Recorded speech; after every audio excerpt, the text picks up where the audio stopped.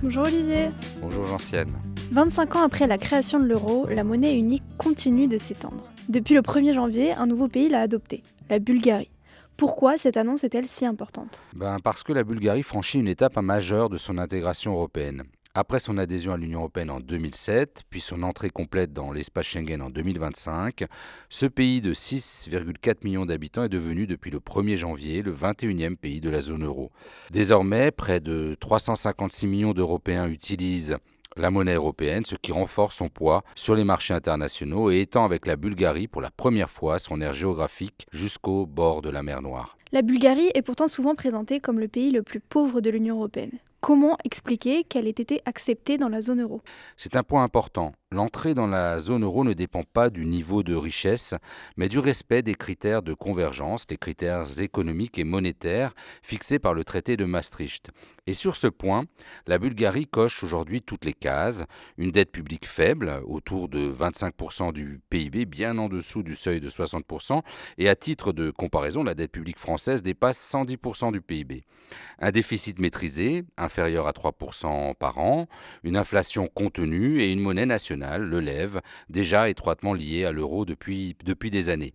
À cela s'ajoute une banque centrale bulgare désormais juridiquement indépendante du pouvoir politique. Enfin, l'économie bulgare est déjà très intégrée à la zone euro. 65% de ses exportations vont vers l'Union européenne, dont 45% vers la zone euro, et 80% de ses importations sont déjà libellées dans la monnaie européenne en euros. Il faut aussi rappeler que la situation économique s'est améliorée. Le PIB par habitant est passé de 40 à 66% de la moyenne européenne depuis l'entrée du pays dans l'Union européenne en 2007. Un mot quand même sur un sujet sensible, la Bulgarie est régulièrement pointée du doigt pour des problèmes de corruption. Est-ce que cela n'a pas posé un problème pour son entrée dans la zone euro ? Si, et c'est clairement un point de vigilance, la Bulgarie fait partie des pays les plus mal classés de l'Union européenne dans l'indice de perception de la corruption de Transparency International. Cette situation alimente une forte instabilité politique, avec 7 élections depuis 2020 et une défiance marquée de la population envers ces institutions. Mais précisément avec l'entrée dans la zone euro, les banques bulgares seront placées sous la surveillance directe de la Banque centrale européenne et le pays devra appliquer tout l'arsenal européen contre le blanchiment d'argent. Une partie de la réponse repose donc désormais sur la capacité des autorités bulgares à faire appliquer ces règles. Et concrètement, comment va se passer le passage à l'euro pour les Bulgares ? Alors le leu est la monnaie officielle de la Bulgarie depuis 1881. Il va être remplacé progressivement. Depuis le 1er janvier 2026, l'euro et le leu circulent ensemble pendant un mois. Le taux de conversion est fixé à 1 euro pour 1,96 leu, soit quasiment 1 pour 2. Un double affichage des prix en leu et en euros est obligatoire sur une longue période pour éviter les abus et rassurer les consommateurs.